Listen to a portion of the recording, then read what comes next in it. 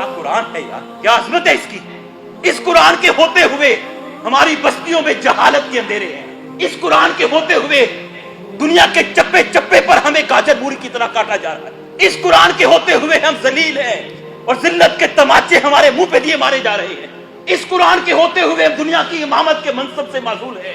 इस कुरान के होते हुए हमें सच्चे लोग नहीं मिल रहे, सादिक और अमीन की आदत नहीं मिल रही।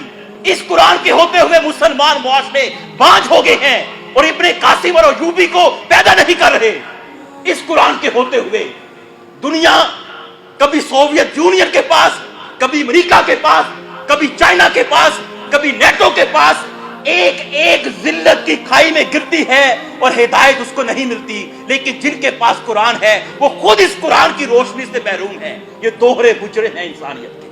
ना इन्होंने खुद कुरान को फॉलो किया, ना इन्होंने दुनिया तक कुरान को पहुंचाया।